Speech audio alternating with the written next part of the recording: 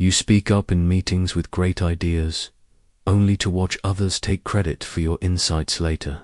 Every time you share your strategies openly, competitors anticipate your moves and block your progress before you can execute. I am Sun Tzu, the ancient strategist who mastered the art of victory through strategic silence, proving that the wise leader conquers through restraint rather than revelation. What I discovered about the power of silence will transform how you navigate power dynamics, giving you the ultimate weapon that costs nothing but delivers everything.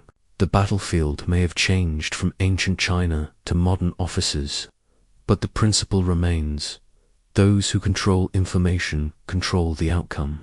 But first, like this video, subscribe for more timeless wisdom, and comment below where you're watching from. I want to know which corner of the world is ready to master strategic silence. Let me take you back to the moment that changed everything for me, a lesson written in blood and carved into my soul by the sharp edge of my own foolishness. I was young then, barely 25, serving as a junior strategist under General Wei. In the kingdom of Wu, the Whispering Generals, Counselor's secret war room was where the kingdom's most sensitive military decisions were made. Ancient bamboo scrolls lined the walls, and incense burned constantly to mask our conversations from potential spies. It was here that I learned the most costly lesson of my entire military career. We were planning an assault on the fortified city of Card. Chu. I had developed what I believed was a brilliant flanking maneuver, three-pronged attack that would exploit a weakness I had observed in their eastern defenses. The plan was elegant, innovative, and I was bursting with pride at my strategic insight. During that fateful council meeting, I could barely contain my excitement. When General Wei asked for strategic input, I launched into an enthusiastic explanation of my plan. I detailed every movement, every timing, every contingency. Other generals nodded approvingly. I felt the intoxicating rush of recognition, the validation that my intellect was finally being acknowledged. But I made a fatal error. I spoke too loudly, with too much detail, in the presence of too many people. Among the council members was General Liu, whom I trusted implicitly. What I didn't know was that Liu had been secretly negotiating his own surrender to Ku in exchange for gold and safe passage for his family. My detailed explanation became his currency for those negotiations. 3 days before our planned attack, Cusp's forces had repositioned exactly to counter my flanking maneuver. They knew our numbers, our timing, and our intended routes. What should have been a decisive victory became a devastating defeat. We lost 3,000 men in a single afternoon. Brave soldiers who died because I couldn't keep my mouth shut. I remember standing on the battlefield afterward, surrounded by the bodies of men who had trusted our leadership. General Wei found me there as the sun was setting, painting the carnage in shades of crimson and gold. Sun Tzu, he said, his voice heavy with grief and wisdom, a general's tongue can kill more soldiers than the enemy's sword. That night, I made a vow that would define the rest of my military career and shape every principle I would later write in the art of war. I swore that never again would my words give aid to my enemies. I committed myself to learning the art of strategic silence, not the silence of weakness or fear, but the silence of calculated power. In the months that followed, I began studying the most successful generals throughout history. I observed that the truly great leaders spoke little, but listened much. They gathered information like rivers gather rain constantly, quietly, and from every possible source. They revealed their strategies only when revelations served their purposes, never merely to satisfy their ego or gain approval. I learned to transform my natural impulse to share into a weapon of concealment. Where I once sought validation through explanation, I began to find power in mystery. The same strategic mind that had created detailed battle plans now focused on controlling who knew what, when they knew it, and how they came to know it. This transformation wasn't easy. The urge to share brilliant insights runs deep in ambitious minds. We want recognition for our intelligence, appreciation for our creativity, and validation for our worth. But I discovered that the temporary pleasure of being heard was nothing compared to the permanent advantage of being underestimated. The whispering, General's Council became my training ground for this new discipline. I learned to ask questions that revealed others' strategies while exposing none of my own. I mastered the art of listening so intently that people forgot I was there, sharing secrets they would never have revealed to someone they perceived as a threat. Within 2 years, I had risen to become General Wei's most trusted advisor, because I spoke the most, but because when I did speak, my words carried the weight of careful consideration and protected intelligence. After years of studying both victory and defeat, I developed what I came to call the Silent Fortress Doctrine, 3 pillars that support every successful strategy. These pillars have remained unshaken through 25 centuries of warfare, politics, and human competition. The first pillar is information asymmetry, the art of knowing more than you reveal. In my military campaigns, I made it my practice to understand not just my enemy's current position, but their supply lines, their morale, their internal conflicts, and their backup plans. Meanwhile, I revealed only what served my strategic purposes. This wasn't about lying or deception. It was about controlling the flow of information, like a master engineer controls the flow of water. I remember one campaign where enemy scouts had been monitoring our camp for weeks. Instead of driving them away, I used their presence to my advantage. I allowed them to observe carefully orchestrated activities that suggested we were preparing for a direct assault from the north. I even held loud strategy sessions near the perimeter, where they could overhear our plans. Meanwhile, my actual strategy involved a southern approach through terrain they considered impassable. The enemy reinforced their northern defenses and left their southern flank exposed. Exactly as I intended. They had information, but the wrong information. I had given them enough truth to make the deception believable, while keeping my real strategy completely hidden. This is the essence of information asymmetry. They knew something, but I knew everything. The second pillar is timing mastery, understanding not just what to say, but when to say it. Silence isn't valuable if it's permanent, and revelation isn't powerful if it's premature. The art lies in recognizing the precise moment when breaking your silence will create maximum impact. During negotiations with the rival kingdom of Qi, I spent 3 days listening to their demands and proposals without revealing our position. Their negotiators grew increasingly frustrated with my silence, making bigger and bigger concessions to try to draw out a response. On the 4th day, when their desperation was palpable, I spoke a single sentence. We require twice what you've offered, and we need it delivered within 10 days. Had I made this demand on the first day, they would have laughed and walked away. But after 3 days of silence, during which they had convinced themselves I might reject any offer, my words carried the weight of inevitable conclusion.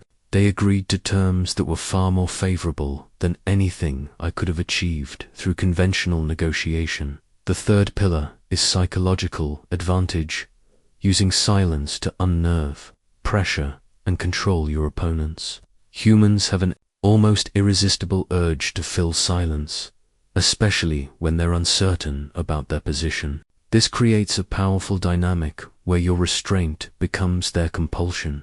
I witnessed this principle at work during a crucial military tribunal where I was accused of exceeding my authority in a recent campaign. The accusation was serious and could have ended my career. My natural instinct was to defend myself immediately and vigorously. Instead, I chose strategic silence. When called to respond to the charges, I stood before the tribunal and said nothing. The silence stretched on for what felt like an eternity. The accusers began shifting uncomfortably. They started adding details to their charges, then contradicting their own previous statements, then revealing their true motivations, jealousy over my recent successes and political maneuvering for their own advancement. By the time I finally spoke, the accusers had destroyed their own credibility through their desperate attempts to fill the void my silence had created. My eventual response was brief and devastating. I find it interesting that men who weren't present at the battle have such detailed opinions about decisions they didn't have to make. The charges were dropped immediately. These three pillars work together to create what I call the silent fortresser, position of strength that appears passive but is actually dominant.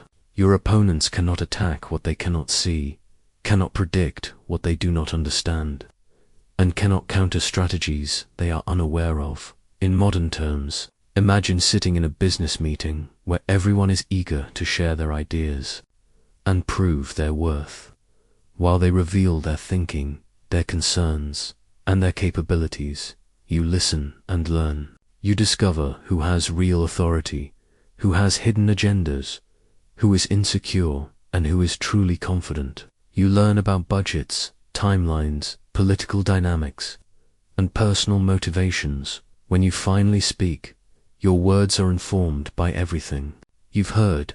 You can avoid the landmines others have revealed, address the real concerns people have expressed, and position your ideas in the context of what matters most to the decision makers. Your silence has given you a strategic advantage that no amount of clever talking could have achieved. Remember this: in any competitive situation, the person with the most complete information and the greatest self-control holds the ultimate power. The silent fortress doctrine gives you both. The shadow network maps I developed during my years as a strategist were not drawn on paper or carved in stone. They existed in my mind as living, breathing webs of information that grew stronger through silence and observation. I learned that the most valuable intelligence comes not from asking questions, but from becoming invisible while others reveal their secrets. My first lesson in invisible intelligence came during a diplomatic mission to the court of King Zhou. I was there officially to negotiate grain shipments, but my real mission was to assess their military capabilities and political stability. The traditional approach would have been to ask direct questions, make formal inquiries, and conduct obvious reconnaissance. Instead, I chose to become a shadow among the courtiers. I arrived dressed modestly, spoke little, and positioned myself as a minor functionary rather than an important strategist. This single decision transformed me from a potential threat into an invisible observer. Palace officials spoke freely in my presence because they didn't perceive me as significant enough to guard their words around. Within 3 days, I had learned more about Zhou's military weaknesses than our formal spies had discovered in 6 months. I discovered their grain stores were dangerously low, their northern garrisons were undermanned, and the king's own brothers were plotting against him. All of this intelligence came to me simply because I made myself forgettable while listening. UNFORGETTABLY. The secret lies in understanding that people naturally reveal everything when they believe you're not paying attention or not important enough to matter. A servant who appears focused on his duties hears conversations that would never be shared with a recognized strategist. A quiet advisor who seems lost in thought receives confidences that would never be offered to someone perceived as calculating. I perfected techniques for gathering information without appearing to seek it. During meetings, I would focus intently on taking notes about mundane administrative details, while my ears captured every nuance of strategic discussion. I learned to ask questions that seemed motivated by simple curiosity rather than intelligence. Gathering, for example, instead of asking what are your defensive capabilities, I would say, I notice the walls of your city are remarkably well maintained. The craftsmen here must be exceptional. This innocent observation would often prompt lengthy explanations about recent fortification projects, manpower requirements, and defensive strategies all volunteered freely because my comments seemed like mere appreciation rather than reconnaissance. I discovered that the most talkative people are often the most insecure, and the most insecure people have access to surprisingly sensitive information. A minor official, desperate for validation, will share secrets that a confident leader would never reveal. An overlooked advisor will compensate for feeling ignored by demonstrating how much he knows. My method was to identify these individuals and then position myself as a sympathetic listener. I would offer subtle affirmation for their insights and gentle curiosity about their expertise. Never direct questions, just the kind of engaged attention that makes people feel important and understood. One of my most successful intelligence operations involved a rival general's trusted scribe. This man kept detailed records of troop movements, supply requirements, and strategic planning, but felt invisible and unappreciated in his role. I encountered him at a neutral trading post where he was conducting routine business. Rather than approaching him directly, I sat nearby at the same tavern for several evenings, appearing to be a traveling merchant reviewing my own accounts. Eventually struck up casual conversation about the challenges of keeping accurate records in uncertain times. I shared fabricated frustrations about tracking inventory and logistics over the course of a week. This scribe, starving for professional recognition, began sharing increasingly detailed information about his own record-keeping challenges. He complained about the complexity of tracking so many troop movements, the difficulty of coordinating supply lines across multiple fronts, and the pressure of maintaining secrecy about upcoming campaigns. I never asked a single direct question about his work, but by the end of our conversations, I had a complete picture of his general strategic intentions, force disposition, and logistical vulnerabilities. The scribe felt appreciated and understood, never realizing he had compromised his entire army. The key principle behind invisible intelligence is that information flows naturally toward empathetic silence and away from obvious questioning. When you demonstrate genuine interest in people as individuals rather than as sources of information, they will tell you everything you want to know and more than you thought to ask. In your modern workplace, this translates into becoming the person others trust with their frustrations, concerns, and observations. You're not gossiping or manipulating, you're simply creating space for people to share what's already on their minds. The colleague who feels overworked will explain exactly what projects are overwhelming the department. The manager who feels unsupported will reveal the political dynamics affecting team decisions. The competitor who feels underestimated will demonstrate their capabilities in an effort to impress you. Your silence becomes a repository for intelligence that no aggressive questioning could ever obtain. People will tell you about upcoming changes, hidden conflicts, resource constraints, and strategic priorities because they trust you to listen without judgment and without exploiting their openness. Remember, the art of invisible intelligence isn't about being sneaky or deceptive. It's about recognizing that most people are eager to share what they know with someone who demonstrates genuine interest and trustworthy discretion. Your strategic advantage comes not from extracting secrets, but from being the kind of person others choose to confide in naturally. The betrayer's scroll that haunted my early military career was not an ancient text, but a living mental catalogue of every general, advisor, and strategist I watched destroy themselves through careless words.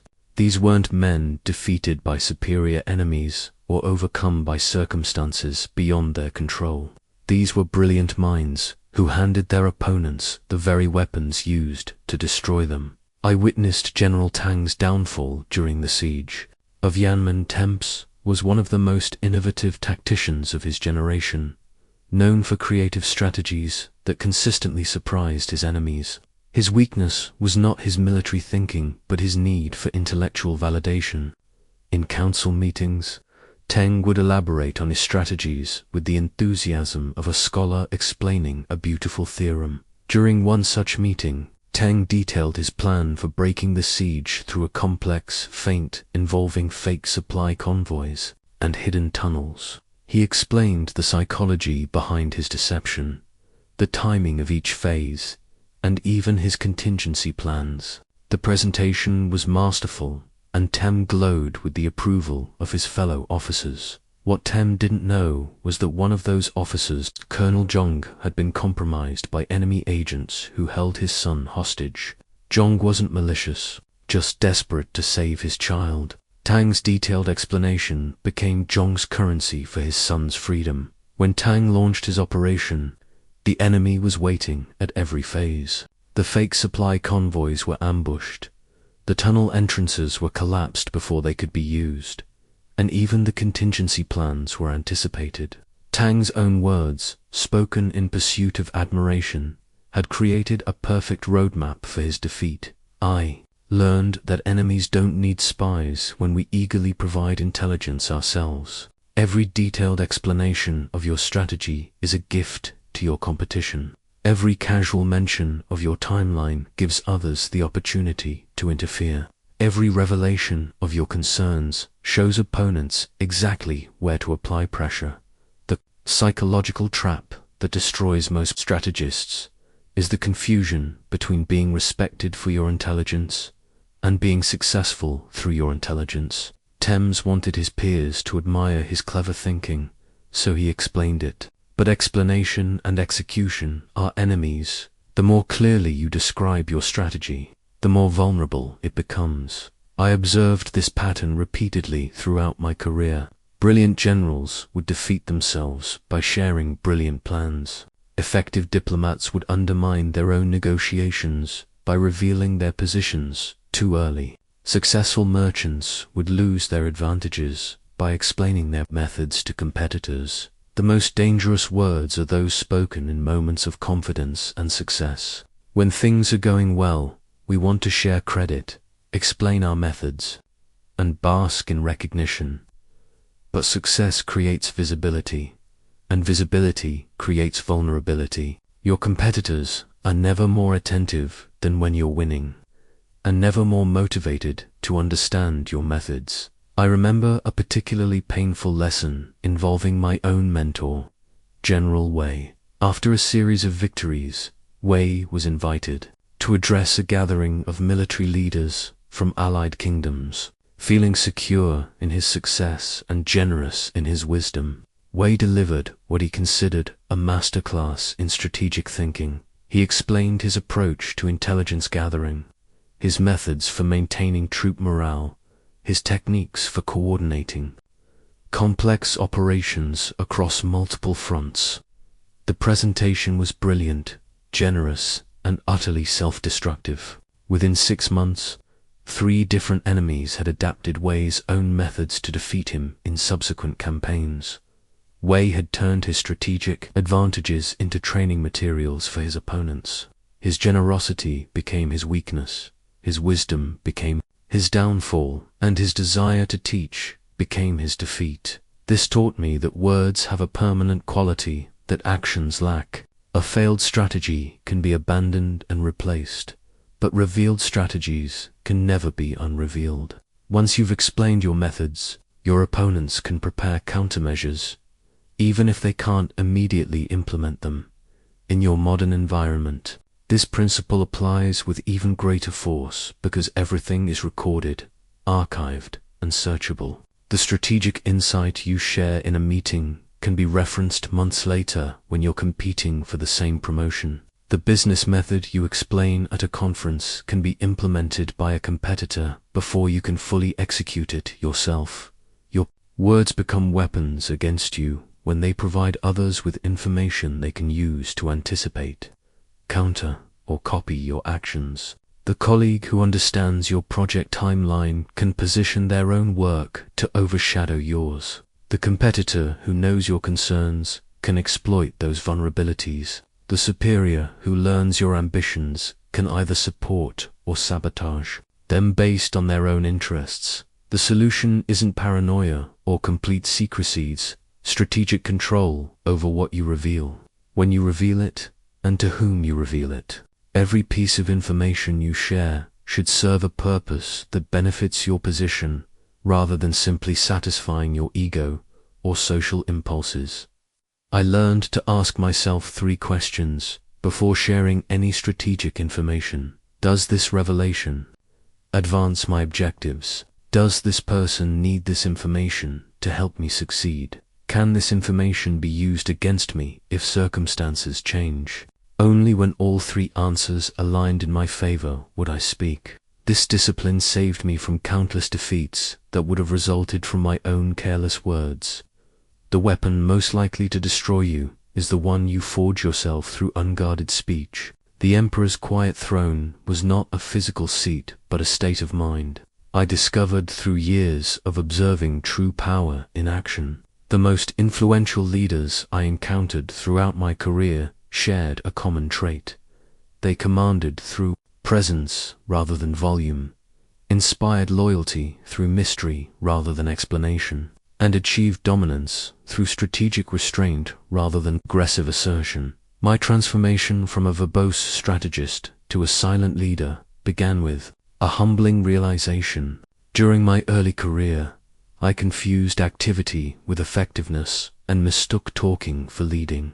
I believed that if I wasn't constantly speaking, directing, and explaining, I wasn't truly leading. This misconception nearly cost me my first independent command. I was appointed to lead a garrison of 300 men defending a strategically important mountain pass. These were experienced soldiers who had served under various commanders, and they were naturally skeptical of a young, untested leader. My instinct was to prove my worth through detailed instructions, frequent meetings, and comprehensive explanations of my military philosophy. Within a week, I had talked myself into irrelevance. My constant explanations made me appear insecure. My detailed instructions suggested I didn't trust their competence. My frequent meetings disrupted their routines and created the impression that I was more concerned with hearing myself speak than with understanding their needs. The breakthrough came when an enemy probe tested our defenses. Instead of issuing a stream of commands and corrections, I simply positioned myself at the most dangerous point of our defensive line and waited. When the attack came, I fought alongside my men rather than talking at them from a safe position. After we repelled the probe, I said only 4 words: "Well done. Same tomorrow." Then I returned to my post and resumed my watch. Something fundamental changed in that moment. The men began watching me instead of enduring me. They started anticipating my expectations rather than requiring my explanations. Learned that followers don't need to understand your thinking, they need to trust your judgment. They don't require detailed justifications for your decisions. They require consistent demonstration of your competence. They don't want to hear about your leadership philosophy. They want to see evidence of your leadership effectiveness. The silent leader's advantage emerges from this psychological dynamic.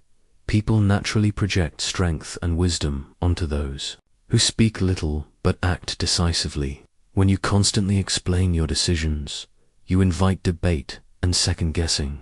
When you act with quiet confidence, you inspire confidence in others. I observed this principle at work during a campaign under General Liu, the most effective commander I ever served with. Liu rarely spoke in council meetings, but when he did speak, entire rooms fell silent. His words carried weight because they were rare, and they were trusted because his actions consistently proved their wisdom. Liu never felt compelled to justify his strategies to his subordinates, but he always ensured his subordinates understood their specific roles. He never explained the broader context unless it was necessary for execution, but he was always available for private consultation when officers faced genuine uncertainty. Most importantly, Liu never used words when actions could communicate more effectively. If he wanted to emphasize the importance of discipline, he would personally inspect equipment rather than deliver lectures about standards. If he wanted to demonstrate care for his men, he would visit the wounded rather than make speeches about loyalty. This approach created a magnetic effect that I came to understand as the power of deliberate mystery. People are naturally drawn to leaders who seem to possess knowledge and wisdom that extends beyond what they reveal. When everything is explained, there's nothing left to discover. When some things remain unstated, followers imagine depths that may exceed reality. The key insight is that leadership effectiveness often comes from what you don't say, rather than what you do say. Your restraint creates space for others to demonstrate their capabilities. Your silence allows others to fill gaps with their own initiative. Your strategic withholding of information forces subordinates to think rather than simply execute. I applied this principle during a complex siege, where multiple units needed to coordinate attacks from different directions. Instead of providing each unit with detailed knowledge of the overall plan, I gave each commander only the information necessary for their specific role, plus one additional piece, the signal that would indicate when to begin their phase of the operation. This approach forced each unit commander to focus entirely on executing their specific mission excellently rather than second-guessing the broader strategy. It also created operational security. If one unit was compromised, they couldn't reveal what they didn't know. Most importantly, it demonstrated trust in each commander's competence, which inspired them to exceed my expectations. The result was the most precisely coordinated military operation of my career. Each unit performed flawlessly because they weren't distracted by concerns about other units' responsibilities. Each commander felt fully empowered because they weren't micromanaged. And the overall strategy remained secure because no single person except me knew all the moving parts. This experience taught me that the silent leader's greatest weapon is the space they create for others to excel. When you resist the urge to explain everything, demonstrate everything, and control everything, you allow your team members to contribute their best thinking, take appropriate ownership, and develop their own capabilities. In your modern workplace, this translates into becoming the leader whose opinion matters because it's not offered casually, whose approval is valued because it's not given automatically, and whose presence commands attention because they speak only when they have something valuable to contribute. The magnetic power of strategic silence draws people toward you rather than requiring you to push your way toward influence. When others have to work to understand you, they become more invested in your success. When they must interpret your expectations rather than having them explained in detail, they think more carefully about how to meet them. The oracle's listening stone was my personal metaphor for a skill that transformed my effectiveness as both strategist and leader, the ability to hear what others revealed through their silence, hesitations, and unfinished thoughts. While most people focus on interpreting words, I learned that the spaces between words often contain the most valuable intelligence. During a crucial negotiation with the delegates from Shao, I discovered that silence speaks louder than speeches. The negotiation involved a complex prisoner exchange that would affect the balance of power between our kingdoms. The Shao delegates had presented their terms with confident rhetoric and detailed justifications, but I noticed something that their words tried to conceal when they discussed the timing of the exchange. Their primary spokesman hesitated for just a moment before saying within 30 days. When they mentioned the location, there was a brief glance between two delegates. When they specified which prisoners they wanted, one delegate shifted uncomfortably before nodding agreement. These micro-signals told me everything I needed to know. The timing was negotiable. They needed the exchange to happen faster than 30 days. The location was problematic for them. They would prefer somewhere else, and they weren't entirely united on which prisoners they wanted. There was internal disagreement about priorities. Armed with this intelligence gleaned from their silences rather than their statements. I structured my counter-proposal to exploit their hidden concerns. I suggested an earlier timeline, which they accepted immediately. I proposed an alternative location, which sparked visible relief. And I focused my prisoner demands on the individuals who had generated the most discomfort during their discussions. The result was an agreement far more favorable than anything their formal presentation would have suggested was possible. Their words had tried to project strength and unity, but their silences revealed uncertainty and vulnerability. I developed systematic techniques for reading these hidden communications. First, I learned to watch for what I called hesitation, markers, brief pauses before important statements, changes in speaking rhythm, or subtle shifts in vocal tone. These often indicated internal conflict between what someone wanted to say and what they felt they should say. Second, I became expert at recognizing displacement behaviors, unconscious physical movements that revealed emotional states. When people touched their face while speaking, they were often uncertain about their statements.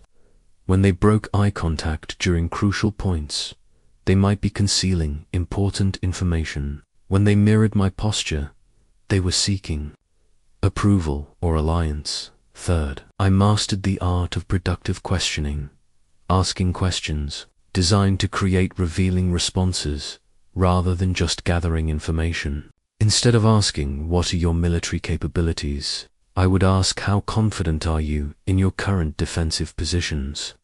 The difference is subtle but crucial. The first question invites a prepared response. The second question provokes an emotional reaction that reveals more than any prepared answer. I remember a critical military intelligence operation where I needed to assess whether a rival general was planning an offensive campaign or merely conducting defensive preparations. Direct reconnaissance had provided inconclusive information. His troop movements could support either interpretation. During a diplomatic meeting, I casually mentioned that the approaching winter weather would make large-scale operations challenging. His immediate response was to agree enthusiastically, but his body language contradicted his words. He leaned forward slightly when I mentioned winter operations, and his eyes briefly flickered with what I recognized as anticipation rather than concern. This micro-reaction told me he was actually planning a winter campaign and was pleased that I seemed to consider such operations unlikely. His silence around this topic, his failure to elaborate on the challenges, as most defensive-minded generals would, confirmed that winter weather was part of his strategy rather than an obstacle to it. I also learned to identify what people revealed through their choice of what not to discuss. During strategy meetings, the topics that leaders avoided or glossed over quickly were often the areas where they felt most vulnerable or uncertain. The subjects that generated elaborate explanations were often covering simpler truths. For example, when a fellow general spent considerable time explaining why his supply lines were secure and his logistics were well organized, I became suspicious about his actual supply situation. Truly confident commanders don't feel compelled to elaborate on their strengths. They focus on addressing their challenges. His detailed reassurances about supply security suggested it was actually his greatest concern. The most sophisticated aspect of reading silence involves understanding emotional undertones that contradict surface communications. People often say what they think they should say, while their emotions reveal what they actually feel. Learning to perceive this disconnect provides access to their true thoughts and intentions. I developed the practice of asking follow-up questions that forced people to elaborate on areas where I sensed contradiction between their words and their underlying emotions. If someone claimed to be confident about a strategy while displaying subtle anxiety markers, I would ask them to walk me through the potential challenges they had considered. Their response would often reveal the specific concerns they were trying to hide. In your modern environment, these skills are equally valuable. During meetings, watch for who speaks confidently about some topics but becomes vague or hesitant about others. Notice who changes the subject when certain issues arise, or who provides overly detailed explanations for decisions that should be straightforward. Pay attention to the gap between someone's stated priorities and where they actually invest their time and energy. Listen for the concerns people mention briefly and then dismiss. These are often their most significant worries. Observe who asks the most questions about topics they claim to understand well. The oracle's listening stone teaches us that silence is not empty space, it's compressed information waiting to be decoded. The hesitation before an answer often contains more truth than the answer itself. The topic someone avoids reveals more about their thinking than the topics they embrace. The question someone doesn't ask tells you more about their knowledge than the questions they do ask. The merchant's silent ledger that I maintained throughout my strategic career was not a record of gold or grain, but a careful accounting of information as the most valuable currency in any competitive environment. I learned that knowledge, like wealth, creates power, differentials, and like wealth, it must be protected, invested wisely, and never spent carelessly. My understanding of information economics began during a trade mission to the southern kingdoms, where I observed master merchants who accumulated fortunes not through superior products, but through superior information. These traders knew which cities faced shortages before the shortages became apparent, which trade routes would be disrupted before the disruptions occurred, and which goods would become valuable before demand peaked. Their secret wasn't just gathering information, it was controlling its distribution. They never shared intelligence that could benefit competitors, but they strategically leaked information that could misdirect them. They created networks of informants who provided exclusive intelligence, and they protected those networks by never revealing their sources or methods. I realized that military strategy followed identical principles. Battles weren't won by superior numbers or equipment alone, they were won by commanders who possessed better information about enemy intentions, capabilities, and vulnerabilities, while simultaneously denying that same information to their opponents. During the campaign against the coalition forces of Yan and Qi, I implemented a systematic approach to information warfare that proved decisive. First, I established what information had strategic value to my enemies and took measures to deny them access to it. Our troop movements happened at night, our supply convoys used disguised routes, and our strategic discussions occurred in secure locations swept for potential listeners. Second, I identified what information I needed about the enemy and created multiple independent channels for obtaining it. I didn't rely on a single spy or source, because single points of failure are vulnerable to discovery or deception.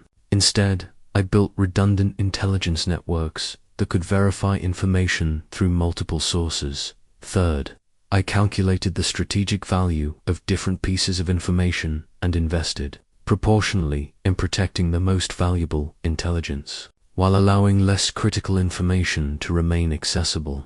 This created a kind of information camouflage enemies could gather, enough intelligence to feel informed while remaining ignorant about the details that actually mattered. Most importantly, I learned to weaponize information through strategic timing of its release. The same piece of intelligence that could be devastating if revealed immediately might be worthless if revealed too late, or highly valuable if revealed at precisely the right moment to serve my strategic objectives.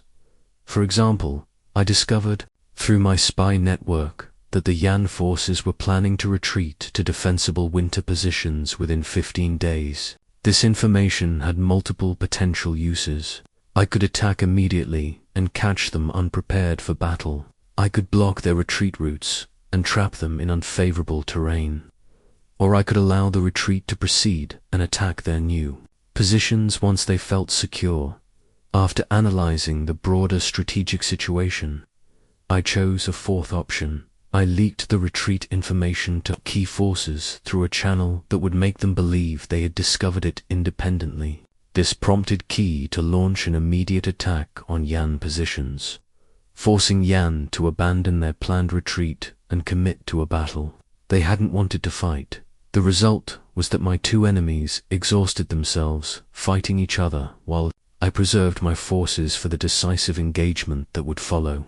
The same information that could have given me one tactical victory instead gave me strategic superiority over both opponents. This experience taught me that information has both immediate value and investment value. Using intelligence for short-term advantage might be profitable, but holding or redirecting that same intelligence for strategic purposes often yields far greater returns. The cost-benefit analysis of sharing versus withholding information became a fundamental part of my decision-making process. Every piece of intelligence I possessed required evaluation. What advantage does this information provide if I act on it immediately? What advantage does it provide if I hold it for future use? What disadvantage do I create if others gain access to it? What strategic benefit might I gain by controlling when and how others receive it? I developed what I called the information investment portfolio, mental framework for managing different types of intelligence based on their strategic value and time sensitivity. Tactical information about immediate enemy movements had high immediate value but depreciated quickly. Strategic information about enemy capabilities and intentions retained value over longer periods and could be leveraged multiple times. Political information about alliances and internal conflicts often increased in value over time as circumstances evolved. The most sophisticated aspect of information, economics, involves creating artificial scarcity around valuable intelligence. Just as merchants create value by controlling the supply of rare goods, strategists create advantage by limiting access to crucial information. But this requires discipline that most people lacked the ability to withhold information, even when sharing it would provide immediate gratification or short-term benefit. I learned this lesson during negotiations for a crucial military alliance. I possessed detailed intelligence about a mutual enemy's weaknesses that would have immediately impressed my potential allies and demonstrated my value as a partner. However, I recognized that sharing this information would eliminate my unique value proposition. Once they knew what I knew, they might not need my continued involvement. Instead, I shared enough information to prove that I possessed valuable intelligence without revealing the specific details that made it actionable. I demonstrated my access to high-quality information without transferring that information to them. This approach made me indispensable to the alliance while preserving my strategic advantages for future negotiations. In your modern competitive environment, these principles apply with even greater force because information travels faster and persists longer than ever before. Your strategic insights, market research, professional networks, and industry knowledge are intellectual assets that require the same careful management as financial assets. Consider how often people diminish their own value by sharing proprietary knowledge too freely. The consultant who explains his methodology in detail during the sales process has eliminated the client's need to hire him. The employee who documents all her specialized knowledge has made herself replaceable. The entrepreneur who shares his business model with potential competitors has armed them to compete against him. The alternative isn't secretiveness for its own sake, but strategic control over what information provides you with sustainable, competitive advantages. Your goal should be to demonstrate the value of your knowledge without transferring ownership of that knowledge to others. The unnerving void technique was perhaps my most powerful psychological weapon, developed through careful observation of how silence could destabilize opponents more effectively than any direct attack. I discovered that strategic silence creates a psychological pressure that forces enemies to make mistakes, reveal weaknesses, and ultimately defeat themselves through their own discomfort with uncertainty. My first encounter with silence as a weapon occurred during interrogation of a captured enemy officer who possessed crucial intelligence about planned troop movements. Traditional interrogation methods, threats, bargaining, even torture had proven ineffective. This officer was well trained, disciplined, and prepared for conventional pressure tactics. Instead of continuing failed approaches, I tried something different. I sat across from him in complete silence for an entire hour, maintaining steady eye contact without speaking a single word. I didn't threaten, didn't cajole, didn't even ask questions. I simply existed in his presence as an unreadable, unmovable force. Within 30 minutes, he began shifting uncomfortably. By 45 minutes, he was asking what I wanted from him. After an hour, he was volunteering information I hadn't even requested, desperately trying to fill the void my silence had created. The psychological pressure of not knowing what I was thinking, what I wanted, or what I might do had accomplished what threats and pain could not. This experience revealed a fundamental truth about human psychology. People fear uncertainty more than they fear known dangers. A threatened punishment creates anxiety, but that anxiety has defined boundaries. Strategic silence creates limitless anxiety, because the imagination conjures threats worse than reality could deliver. I refined this technique during a diplomatic standoff with emissaries from 3 hostile kingdoms who were attempting to form a coalition against us. They had requested a meeting to present their ultimatum, expecting negotiation, argument, or capitulation. Instead, I received their demands in absolute silence. For 20 minutes, I sat without responding to their presentation. I didn't reject their terms, didn't accept them, didn't ask for clarification or modifications. I simply listened with an expression of calm attention, while revealing nothing about my internal reactions or intentions. The psychological effect was devastating to their coalition. Unable to read my response, each emissary began to doubt whether their allies were committed to the same objectives. They started elaborating on their original demands, then modifying them, then contradicting each other as they attempted to provoke some reaction that would clarify my position. By the end of the meeting, their unified front had dissolved into internal argument about whether their demands were reasonable, whether their alliance was solid, and whether they had overestimated their position. My silence had turned their strength coordination between 3 kingdoms into a weakness by making each party uncertain about the others. Commitment. The key insight is that silence creates a psychological vacuum that people feel compelled to fill, often with information that serves your interests rather than theirs. When someone cannot predict your response, they begin revealing their own fears, doubts, and vulnerabilities in an attempt to gauge your reaction. I used this principle during military campaigns by establishing a reputation for unpredictability through strategic silence. Before battles, I would sometimes address my troops with detailed explanations of our strategy, and sometimes I would deploy them with minimal instruction. Sometimes I would respond immediately to enemy provocations, and sometimes I would ignore them completely.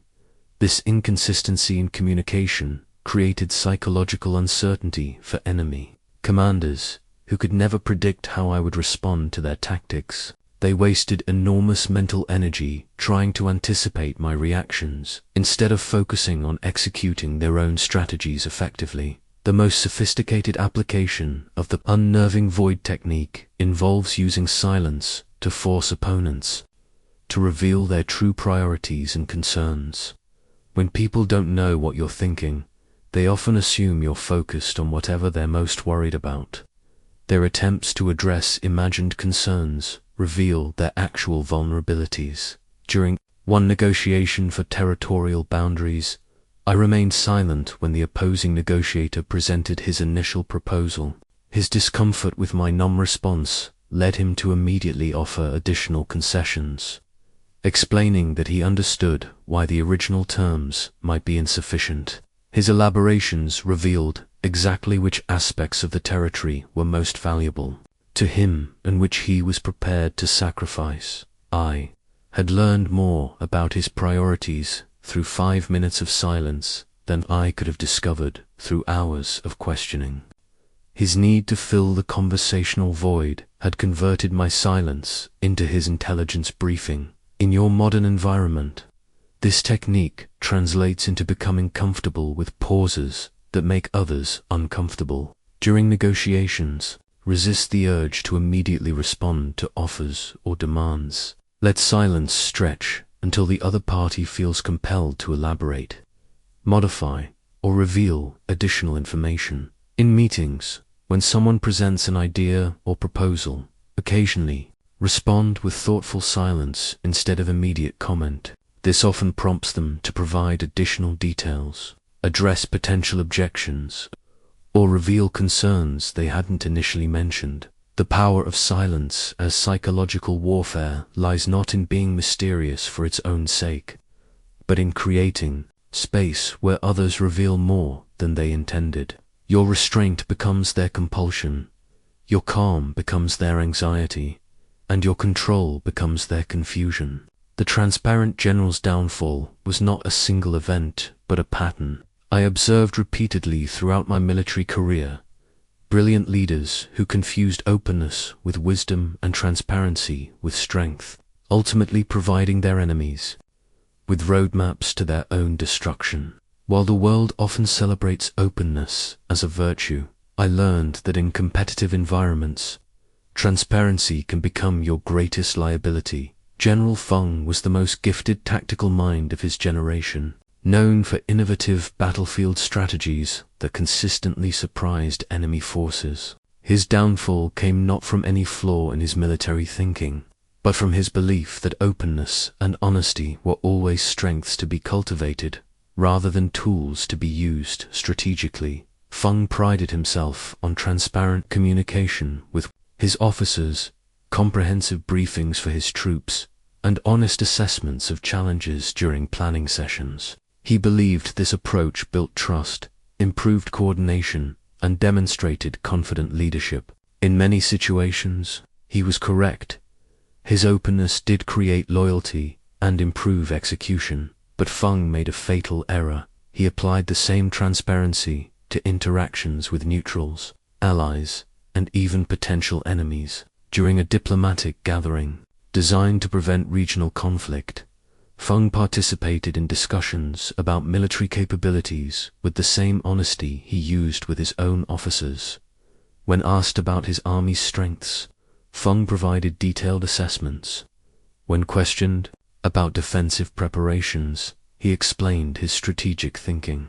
When challenged about his commitment to various alliance obligations, he outlined exactly which circumstances would trigger different responses from his forces. Feng believed his transparency demonstrated confidence and good faith that would encourage similar openness from others.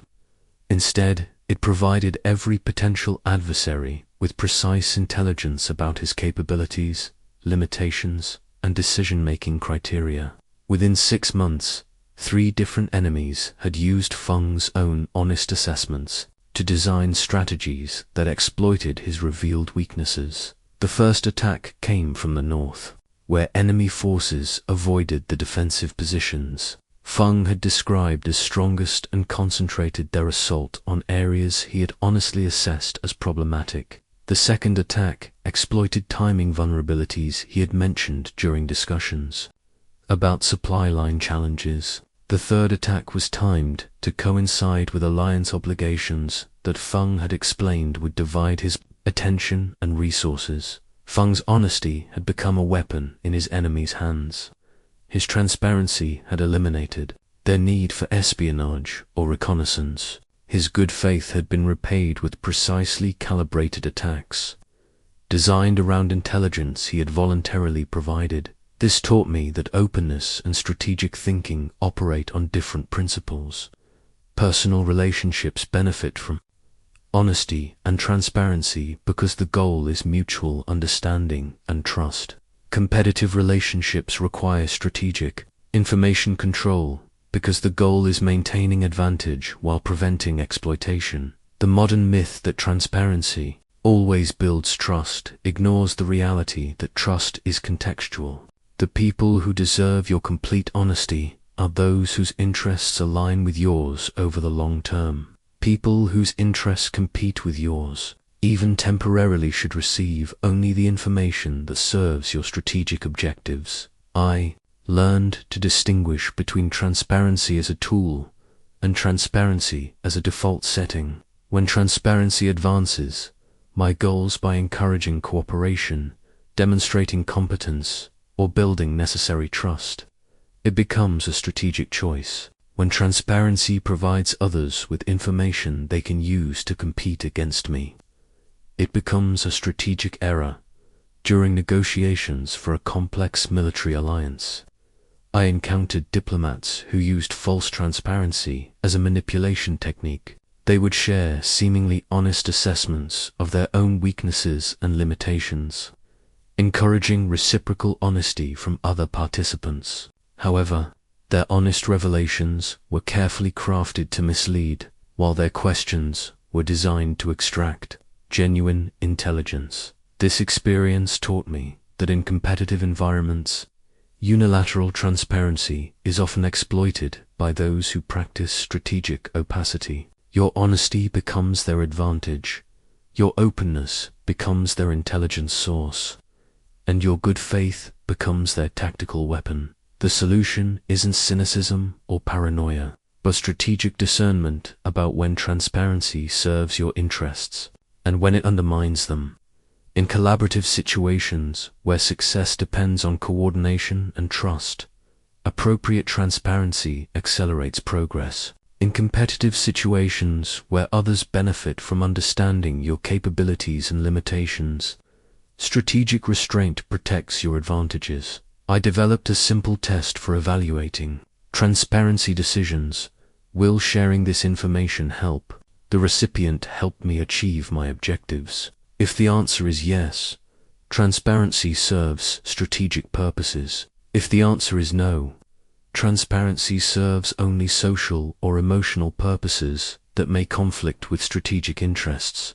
Your competitors study your openness for exploitable intelligence, while practicing strategic restraint about their own plans and capabilities. They encourage your transparency while protecting their opacity. They benefit from your willingness to share while offering carefully controlled information in return. The danger of the open mind isn't intellectual, it's strategic.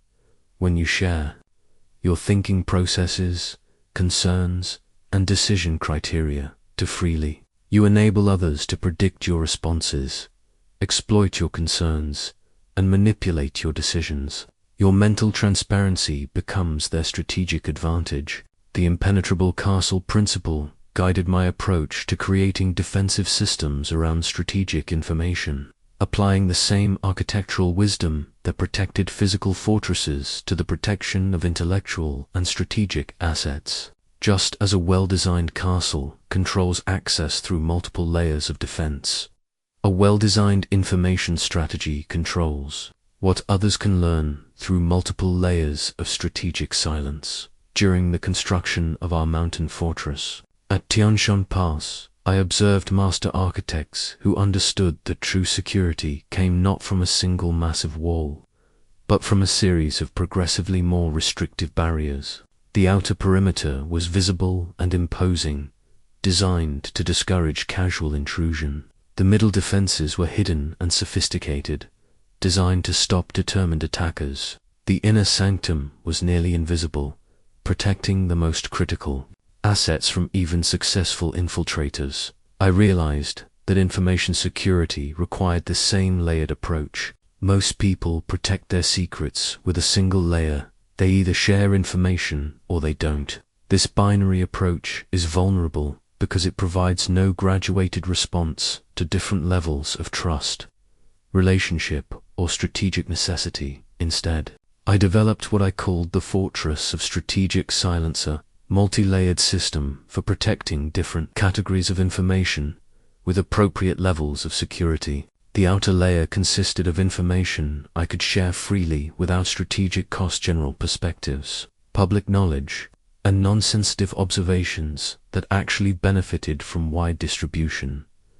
The middle layer contained information that could be shared selectively with specific people for specific purposes, operational details that trusted allies needed for coordination, strategic insights that could build valuable relationships, and intelligence that could be traded for other valuable information. The inner layer protected information that provided sustainable, competitive advantage, unique methodologies, exclusive intelligence sources, long-term strategic plans, and personal vulnerabilities that could be exploited by opponents. The key insight was that different categories of information required different protection strategies. Public information should be managed for maximum positive impact. Selective information should be shared strategically to build relationships and achieve specific objectives. Protected information should be guarded as carefully as physical treasure. Implemented this system during the complex 3-year campaign against the Confederation of Eastern Kingdoms. The outer layer of my information fortress contained assessments and observations that I wanted enemy intelligence networks to discover: false concerns about supply lines, exaggerated worries about winter weather, and misleading priorities about territorial objectives. The middle layer contained genuine intelligence that I shared with trusted allies and subordinates who needed specific information to coordinate effectively with our forces. This included real troop positions, actual supply requirements, and authentic tactical concerns, but only the portions relevant to each recipient's responsibilities.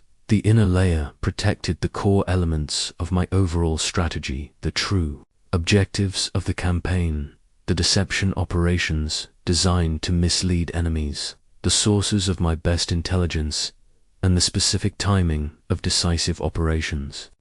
This information was compartmentalized so thoroughly that no single person except me possessed enough pieces to reconstruct the complete picture. The fortress principle also required creating trusted inner circles without compromising strategic security. I identified officers whose loyalty and competence had been proven over years of shared challenges. But even with these trusted advisors, I practiced selective sharing based on operational necessity rather than emotional closeness. For example, my cavalry commander needed detailed intelligence about enemy troop movements and terrain conditions, but didn't require knowledge of diplomatic negotiations or spy network operations. My chief diplomat needed comprehensive understanding of political dynamics and alliance possibilities, but didn't need access to tactical military planning or intelligence gathering methods. This compartmentalization protected both the information and the individuals involved. If someone was captured or compromised, they could only reveal the specific information necessary for their role. If someone's loyalty shifted due to changing circumstances, their access to damaging intelligence was limited by their operational responsibilities.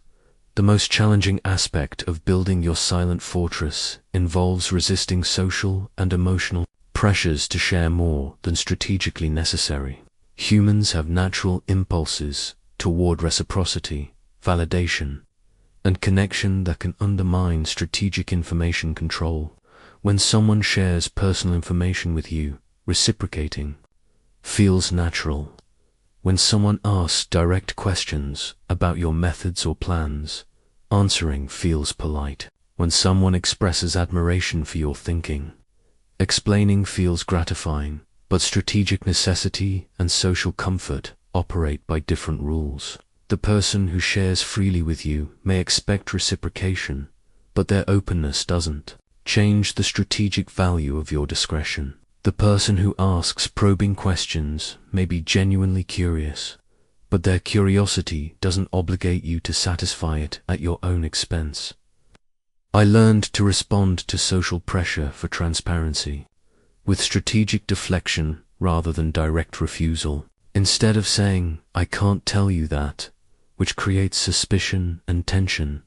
I learned to redirect conversations toward areas where I could be genuinely helpful without compromising protected information. In your modern environment, building your silent fortress means identifying which aspects of your professional knowledge, strategic thinking, and competitive advantages require protection from casual sharing. Your methodologies, your network contacts, your industry insights, and your career plans all have strategic value that can be diminished through careless transparency. The fortress principle teaches us that security comes from layers of appropriate protection rather than absolute secrecy. Some information benefits from wide sharing, some requires selective distribution, and some demands careful protection. Your task is developing the judgment to distinguish between these categories and the discipline to maintain appropriate boundaries. The diplomatic silence seal was my most powerful negotiation weapon, representing the strategic use of pause and restraint to create psychological pressure that forced opponents to reveal their true positions and make concessions they hadn't intended to offer. I discovered that in any negotiation, the person who speaks first after strategic silence usually provides information that advantages the silent party. My mastery of negotiation silence began during territorial discussions.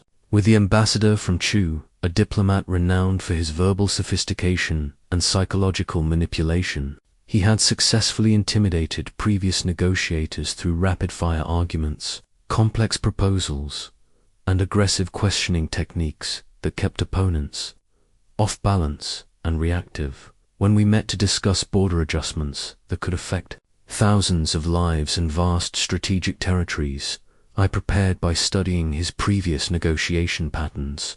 I noticed that his strength lay in maintaining conversational momentum that prevented opponents from fully processing his arguments or recognizing the implications of their responses. Instead of matching his verbal energy, I decided to break his rhythm through strategic silence when he presented his opening demands.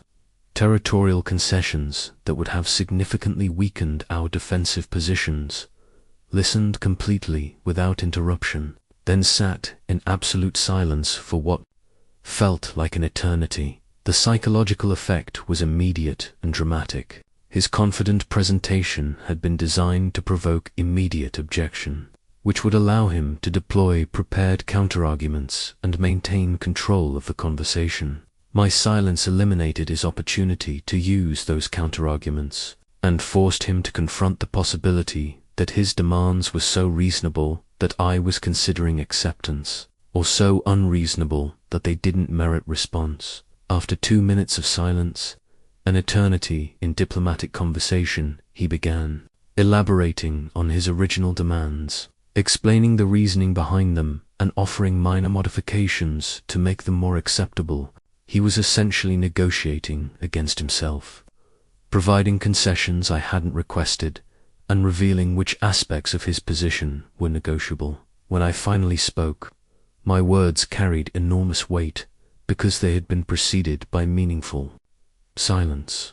I said simply, "I need to understand what you're actually willing to settle for, not what you're hoping to achieve." This question, delivered after strategic silence, compelled him to reveal his genuine bottom line rather than his opening position. The technique works because silence creates uncertainty about your reaction, and uncertainty makes people uncomfortable enough to fill the void with additional information. When someone presents a proposal and receives no immediate response, they often assume their offer was insufficient and begin improving it voluntarily. I refined this approach during commercial negotiations, where our kingdom needed grain supplies. During a difficult harvest season, the merchants we were negotiating with held significant leverage. They knew we needed their grain more than they needed our gold. Traditional negotiation would have involved making increasingly generous offers until we reached their acceptable price. Instead, I used the diplomatic silence seal to reverse the psychological pressure. When they quoted their initial price, which was substantially above market rates. I received their offer with thoughtful silence. I didn't reject it, didn't counteroffer, didn't explain why it was problematic. I simply sat with their proposal, as if considering all its implications. The silence created anxiety about whether their price was so excessive that I was considering alternative suppliers, or so reasonable that I was preparing to accept immediately. Either possibility was uncomfortable for them. The first threatened their profitable sale. The second suggested they could have demanded more. After several minutes, they began explaining why their price was justified, then offering additional services to make the deal more attractive, then ultimately reducing their price to demonstrate good faith. My silence had converted their position of strength into a compulsion to improve their own offer. The most sophisticated application of negotiation. Silence involves timing its use to coincide with moments when opponents are most psychologically vulnerable to pressure. These moments typically occur after they've made significant statements about their position, revealed important information about their constraints, or committed to specific outcomes. During alliance negotiations with potential military partners, I waited until after they had explained their strategic concerns and described their military capabilities before deploying strategic silence. This timing was crucial. They had already invested considerable emotional energy in explaining their position, which made my non-response more psychologically uncomfortable than if I had remained silent from the beginning. The resulting elaboration revealed not just their official position, but their underlying fears, their assessment of various threats, and their true priorities in seeking alliance. This intelligence was far more valuable than anything I could have obtained through direct questioning. I learned that the power of negotiation, silence, comes not from being mysterious or difficult, but from creating space where others reveal more than they intended. When you resist the natural impulse to respond immediately to proposals or arguments, you often discover that the other party will improve their position voluntarily. In your modern environment, this technique translates into becoming comfortable with pauses that others find uncomfortable. When someone makes an offer, presents a proposal, or asks for a commitment, occasionally respond with thoughtful consideration rather than immediate reaction. During salary negotiations, after receiving an initial offer, take time to absorb the proposal completely before responding. This often prompts employers to elaborate on benefits, explain opportunities for advancement, or even improve the base offer before you've indicated whether it's acceptable. In business discussions, when someone presents terms or conditions, allow silence to follow their presentation. This frequently results in additional concessions, clarifications that reveal flexibility, or modifications that improve the deal from your perspective. The diplomatic silence seal teaches us that strategic restraint in negotiation creates psychological pressure that works in your favor. Your patience becomes their anxiety. Your consideration becomes their compulsion to improve their position. And your silence becomes their motivation to reveal information that serves your interests. The perfect moment, Bell, existed only in my mind, but it guided one of the most crucial skills in strategic communication, recognizing when silence has served its purpose and must be transformed into precisely timed speech that achieves maximum impact. The power of strategic silence depends entirely on knowing when to break it, because words spoken at the perfect moment can change the course of entire campaigns. My understanding of perfect timing began during the siege of Luoyang, where we had maintained position outside the city walls for 6 weeks without attacking or communicating our intentions. The psychological pressure of our silent presence had created chaos within the city. Their leaders were arguing about whether to surrender, fight, or attempt to escape. I could have ended the siege at any point through direct assault, but I recognized that their internal conflict was destroying their unity more effectively than any external attack. However, silence has a natural lifespan. Maintain it too long, and it loses psychological impact as people adapt to uncertainty. Indicate for environmental signals that would indicate the optimal moment to break our strategic silence. These signals came in the form of increased messenger traffic between the city and potential allies, suggesting desperate attempts to coordinate relief efforts. When messenger frequency peaked and then suddenly dropped, I knew their external support network had either committed to helping or abandoned them entirely. The perfect moment. Bell rang when we intercepted a message indicating that their grain stores would be exhausted within 10 days. This intelligence revealed the precise window when our words would have maximum psychological impact. Their hope for external relief had been exhausted, but before their situation became so desperate that they had nothing left to lose, I chose to break our silence with a single, carefully crafted message sent under a flag of truce.